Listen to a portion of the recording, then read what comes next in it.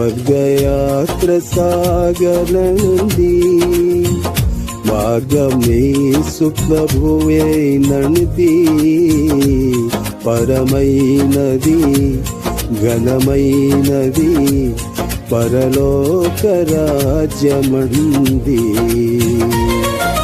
నీ ఆత్మ విషయమైన దీనులు పైన ఎడల దీనులు అయిన ఎడల పరలోకము ప్రాప్తించును పరిశుద్ధులౌదు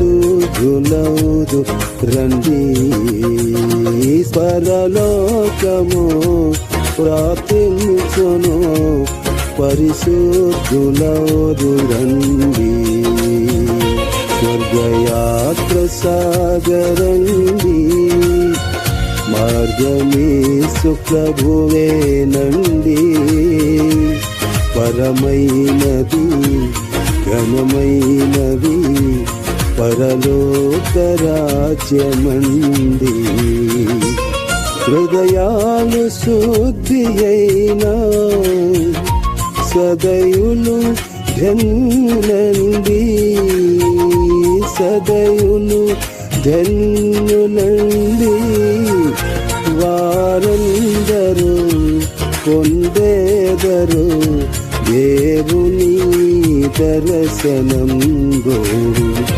వారందరూ పొందేదరు దేవుని దర్శనం స్వర్గయాత్ర సాగరండి మార్గమే సుప్రభువే నంది పరమైనది ఘనమైనది పరలోక రాజ్యమంది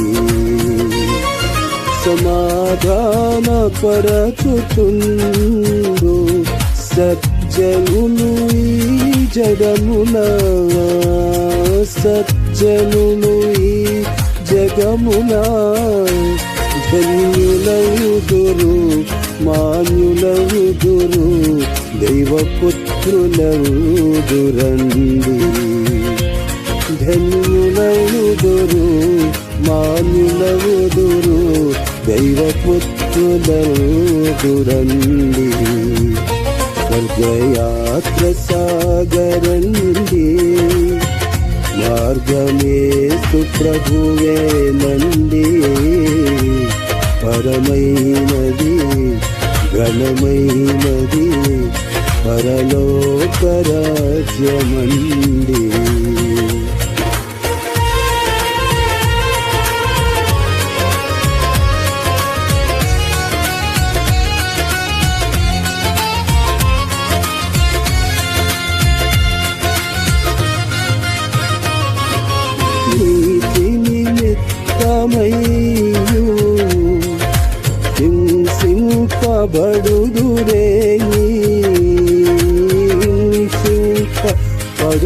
పడుదురేని మిగి ఫలములు అది పొందరు పరలోక భాగ్యమందు నీ ఫలములు అది పొందరు పరలోక భాగ్యమందు స్వర్గయాత్ర సాగరండి మార్గమే సుప్రభువే నండి పరమైనది ఘనమైనది పరలోక రాజ్యమండి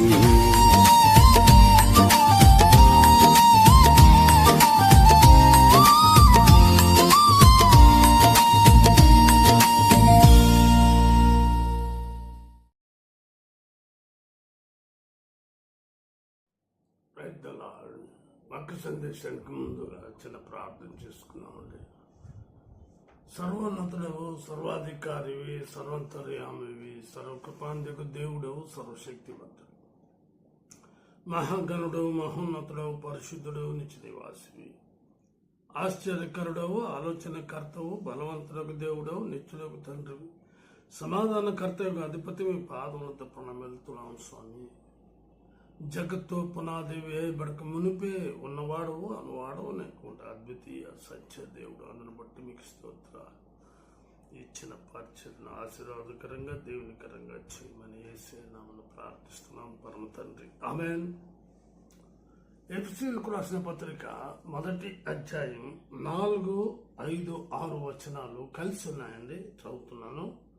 ఎట్లనగా తన ప్రియుని యందు తాను ఉచితముగా మనకు అనుగ్రహించిన తన కృపా మహిమకు కీర్తి కలుగునట్లు తన చిత్త ప్రకారమైన దయా సంకల్పం చొప్పున యేసుక్రీస్తు ద్వారా తనకు కుమారులనుగా స్వీకరించుటకై మనలను ముందుగా తన కోసము నిర్ణయించుకుని మనము తన ఎదుట పరిశుద్ధలమును నిర్దోషులమునై ఉండవలనని జగత్తు పునాది వేయబడక మునిపే ప్రేమ చేత ఆయన క్రీస్తులో మనలను ఏర్పరచుకున్నాను. ఆయన ఎందుకు మనల్ని ఏర్పరచుకున్నాడు? పై వచనంలో మనం ఇప్పుడు చదవబడినటువంటి భాగం అంటే చాలా స్పష్టంగా ఆయనకు కుమారులుగా స్వీకరించుటకు ముందుగా మనం పుట్టక మునిపే తన కోసం నిర్ణయించుకున్నాడు. తన ఎదుట పరిశుద్ధులముగా నిర్దోషులముగా ఉండవాలని నిర్ణయించుకున్నాడు. ఈ కార్యాన్ని జగత్తు పునాది వేయబడక మునిపే నిర్ణయించుకున్నారు. తన కుమారుడైన క్రీస్తులో మనలను ఏర్పరచుకొనుట ఎంత ఆశ్చర్యకరం ఉంది. నిన్ను నన్ను ఎందుకు ఏర్పరచుకున్నాడు అని అంటే కుమారులుగా స్వీకరించటానికి. కాబట్టి ఆయన్ని మనము ఆరాధించాలి, ఆయన్నే మనం స్తుతించాలి, ఆయన్నే మహింపరచాలి. కనుక మరి మనలను రక్షించుట కొరకై అట్టి కార్యాన్ని జగత్తు పునాది వేయబడక మునిపే నిర్ణయించుకున్నారు. చూడండి, 2వ దశలోనికులు రాసిన పత్రిక 2వ అధ్యాయం 13వ వచనం చదువుతున్నాను.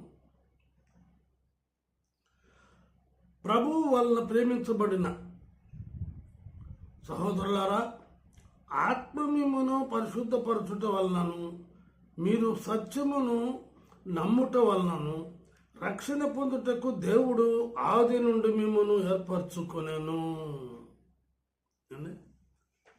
రక్షణ పొందుటకు ఆది నుండి దేవుడు మనల్ని కనుక మేము మిమ్మల్ని బట్టి ఎల్లప్పుడూ దేవునికి కృతజ్ఞతాస్తుతులు చెల్లింపబద్ధులమై ఉన్నాం.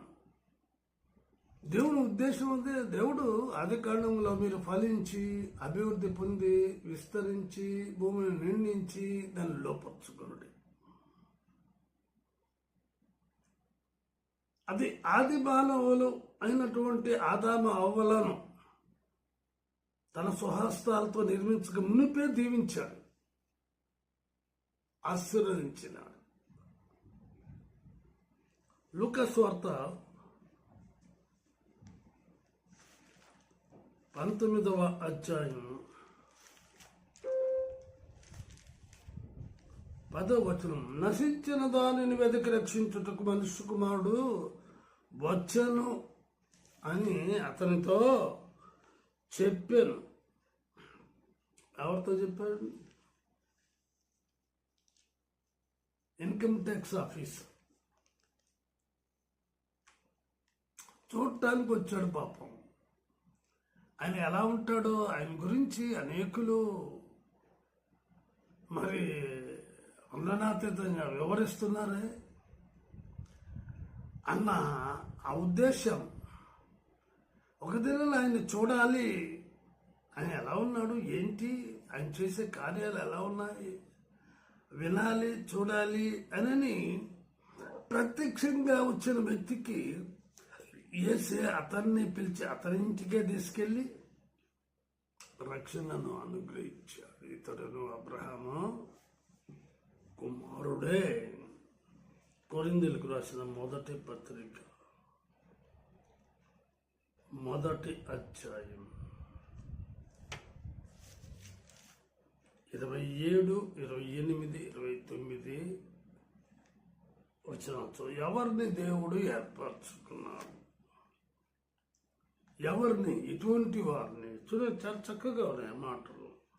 26వ వచనం కూడా చదువుతున్నాను. సహోదరులారా, మిమ్మల్ని పిలిచిన పిలుపును చూడుడి.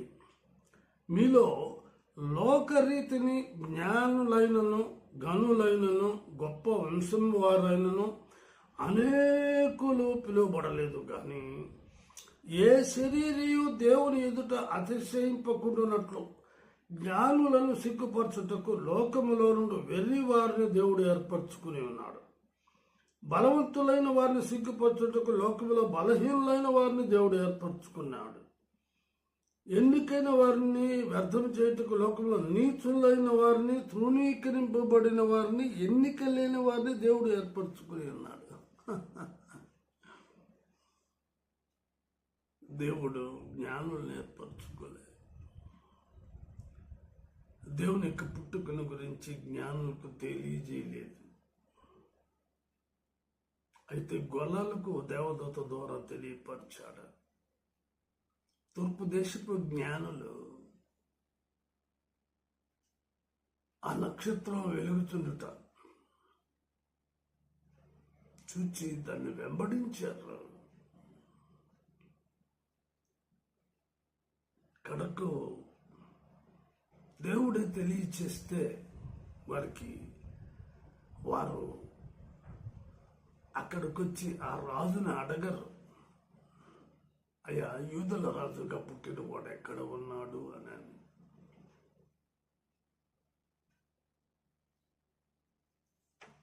కాబట్టి దేవుడు ఇటువంటి వారిని ఎన్నిక చేసుకుంటారు అన్న ఉద్దేశాన్ని నేను మీకు తెలియజేస్తున్నాను. మొదలుగా దేవుడు ఎందుకు మనల్ని ఏర్పరచుకున్నాడు చెప్పారు. ఇప్పుడు దేవుడు ఎటువంటి వారిని ఎన్నిక చేసుకున్నాడు, వారి పక్షముగా ఆశ్చర్యక్రియలు చేయువాడు. చూడండి, మొదటి దినవృత్తాంతములు 16వ అధ్యాయం 12-13 వచనాలు. ఆయన దాసులకు ఇశ్రాయేలు వంశస్థులారా, ఆయన ఏర్పరచుకుని యాకోబు సంతతి వారులారా, ఆయన చేసిన ఆశ్చర్యకార్యము జ్ఞాపకము చేసుకొనుడి. ఆయన సూచక క్రియలను, ఆయన నోటి తీర్పులను జ్ఞాపకము చేసుకొనుడి. ఎటువంటి అద్భుతాలు చేశారండి ఇశ్రాయేల్ పక్షంగా? 1, 2, 3, 4, 5 లెక్కలేనన్ని. అందుకంటారు వాళ్ళు వేసుకున్న వస్త్రాలు పాతగిలేదంట. 40 years చెప్పులు తెగిపోలేదు. తల వెంట్రుకల్లో ఒకటి రాళ్ళ. 40 సంవత్సరాలకి మనకు ఇంకా ఎందుకలే ఆయాసం, రోగాలు, బాధలు, సమస్య. అపొస్తలుల కార్యం చూడండి, 22వ అధ్యాయం 13, 14, 15 వచనాలు చదువుతున్నాను. సౌల సహోదరా, దృష్టి పొందమని నాతో చెప్పగా ఆ గడియలోనే నిన్ను దృష్టి పొంది అతన్ని చూచితిని. అప్పుడు అతడు, మన పితరుల దేవుడు తన చిత్తమును తెలుసుకొనుటకును, ఆ నీతిమంతును చూచుటకును, ఆయన నోటి మాట వినుటకును నిన్ను నియమించి ఉన్నాడు.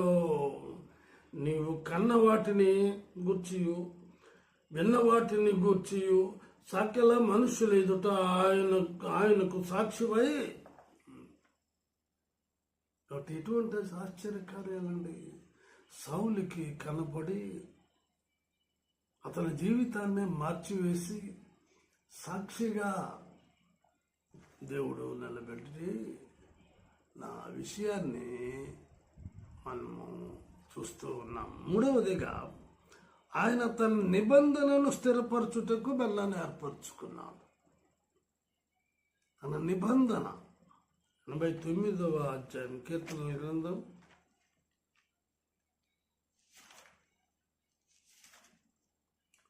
3వ వచనం 89:3. నేను ఏర్పరచుకున్న వానితో నిబంధన చేసి ఉన్నాను, నిత్యము నీ సంతానమును స్థిరపరచదను. అదే కదా అబ్రాహాముతో చెప్పింది.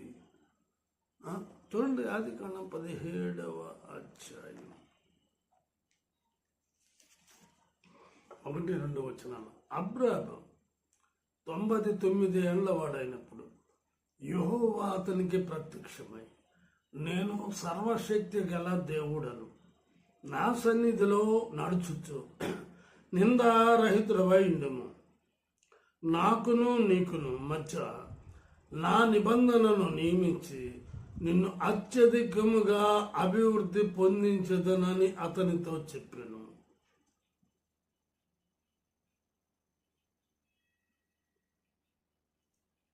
దేవునికి నీకు మధ్య ఉన్న నిబంధన స్థిరపరచబడాలి అంటే నీవు ఆయనకు లోబడి విధేయత కలిగి జీవించి నడుచుకున్నట్లయినచో అట్టి కార్యాన్ని దేవుడు స్థిరపరచగలడు.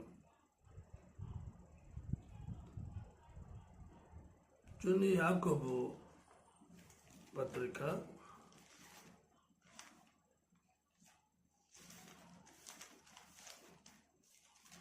2వ అధ్యాయం 5వ వచనం. నా ప్రియ సహోదరులారా ఆలకించండి.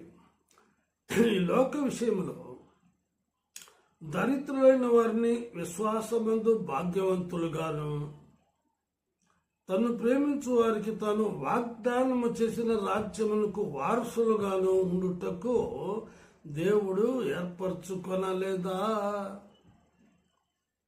దరిద్రులైన వారిని ధనవంతులుగా చేయటానికి, భాగ్యవంతులుగా చేయటానికి, వాగ్దాన రాజ్యంలోనికి స్వతంత్రులుగా చేయటానికి నిన్ను నన్ను ఏర్పరచుకున్నాడు. ఎంత ఆశ్చర్యకరం! ఆయన తన నిబంధనను నెరవేర్చే దేవుడు. 4వదిగా ఉత్తమమైన దానిని ఏర్పరచుకున్న వారిని కోరుకుంటాం. ఉత్తమమైన దానిని ఏర్పరచుకున్న వారు ఆయనను ఏర్పరచుకున్నటువంటి వారు కోరుకుంటారు, లేక ఆయన ద్వారా ఏర్పరచబడినటువంటి వారు, ఆయన నమ్ముకున్నవారు, ఆయన మీద విశ్వాసం ఉంచిన వారు ఉత్తమమైన దాన్ని కోరుకుంటారు. చూడండి లూకా సువార్త 10వ అధ్యాయం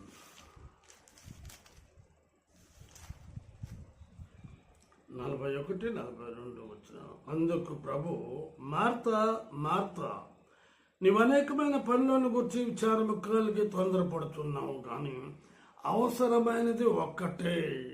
మరియా ఉత్తమమైన దాన్ని ఏర్పరచుకున్నాను, అది ఆమె యొద్ద నుండి తీసివేయబడదని ఆమెతో చెప్పాను. కాబట్టి ప్రియ సహోదరి సోదరుడా, నువ్వు ఏమి ఏర్పరచుకుంటూ ఉన్నావు? ఉత్తమమైన దాన్ని నువ్వు ఏర్పరచుకున్నట్లయినచో అది నీ యొద్ద నుండి తీసివేయబడదు. ఒక ధనవంతుడు తను సంపాదించినటువంటి ఆస్తిని కొట్లు కట్టించుకొని దానిని ద్వారా జీవితాంతం జీవించగలను అన్న విశ్వాసముతో ఆ కూర్చుకున్నది దాని మీద ఆ ప్రాణం, ఆ సంతోషాన్ని వ్యక్తపరుస్తున్నాడు. నా ప్రాణమా, తినము, త్రాగము, సుఖించుము. అయితే దేవుడు ఆ ధనవంతుని వెర్రివాడా, ఈ రాత్రి నీ ప్రాణం పోతూ ఉంది, సంపాదించినవి ఎవరు అవుతాయన్న అది ఉత్తమం అనుకున్నాడు అతను. మరొక ధనవంతుడు ఉదారంగు వస్త్రములో లగ్జరీ లైఫ్ చనిపోయాడు. మరణం అందరికీ సంభవిస్తుంది.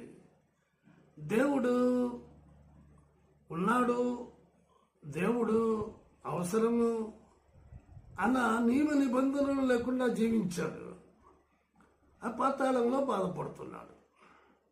అదే దరిద్రుడు ఒక పూట తిండి కొరకు ప్రయాసపడి ఆ దేవుని స్తుతిస్తూ మహింపరుస్తూ గణపరుస్తూ తన జీవిత యాత్ర కొనసాగించి చనిపోయిన తరువాత అబ్రహాము రొమ్మున ఉండగలిగిన పరదేశంలో ఉన్నాడు. ఏంటి వ్యత్యాసం? ఆ దరిద్రుడు ఉత్తమమైన దాన్ని కోరుకున్నాడు, ధనవంతుడు లగ్జరీ లైఫ్ని కోరుకున్నాడు. కాబట్టి నువ్వు ఏమి కోరుకుంటావో దాని ద్వారా మరి నీకు నష్టము, కష్టము, సమస్య, ఇరుకు, ఇబ్బంది వస్తుంది. కానీ ఉత్తమమైనటువంటిది ఆ ప్రభువు ఉత్తమమైన వాడు, నమ్మకమైన వాడు, పరిశుద్ధుడు, నిష్కల్మషుడు, నిర్దోషి. ఆయన నీవు కోరుకున్నట్లయినచో అది నీ యొద్ద నుండి తీసివేయబడదని దేవుని లేఖనాలు ఘోషిస్తూ ఉన్నాయి. చూడండి, దేవుడు ఏర్పరచుకున్న వారే ఆయనకు విరోధులు అవుతారు. దేవుడు ఎవరినైతే ఏర్పరచుకున్నాడో వారే ఆయనకు విరోధులగుట. యోహాను సువార్త 13వ అధ్యాయం 18వ వచనాన్ని చదువుతున్నాను. మిమ్మునందరినీ గురించి నేను చెప్పలేదు, నేను ఏర్పరచుకున్న వారిని ఎరుగుదును గాని నాతో కూడా భోజనం చేయవాడు నాకు విరోధముగా తన మడమ ఎత్తెను. ఎవరండి?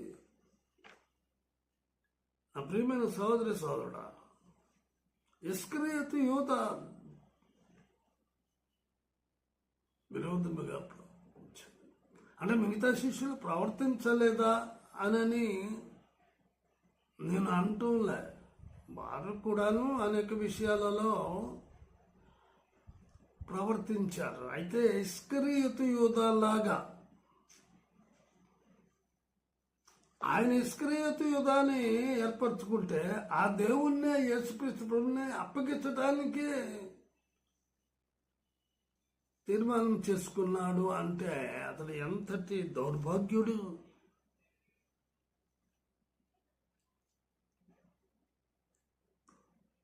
అందుకే సామెత ఉంది, గుడినే కాదు గుడిలో ఉన్న లింగాన్ని కూడా మింగుతారట. నిజం, ఇది వాస్తవిక సత్యం. సంఖ్యాకాండం చూడండి, చక్కటి మాట ఉంది. 16వ అధ్యాయం 3వ వచనం చదువుతున్నాను. మోషే అహరోనులకు విరోధముగా పోగుపడి మీతో మాకిక పని లేదు, ఈ సర్వ సమాజంలోని ప్రతి వాడును పరిశుద్ధుడే, యెహోవా వారి మధ్య ఉన్నాడు, యెహోవా సంఘం మీద మిమ్మల్ని మీరేలా హెచ్చించుకొనుచున్నారనగా. మోషే అహరోనులకు విరోధముగా పోగుపడ్డారు. అంతవరకు నడిచారు, తిన్నారు, త్రాగారు, జీవించారు. అహం పెరిగినప్పుడు, మాకంటే జ్ఞానం కలిగిన వారు లేరు అని అనుకున్న తలంపు కలిగినప్పుడు వాళ్ళు ఏమంటారు? ఏమని సెలవుస్తున్నారంటే, మీతో మాకిక్క పని లేదు. దేవుడితో పని లేదండి. దేవుడే పిలిచి, దేవుడే ఏర్పరచుకొని, దేవుడే కాపాడి, దేవుడే పోషించి, దేవుడే రక్షించి అన్నీ చేస్తే ప్రభువా నువ్వు మాకు అక్కర్లేదు,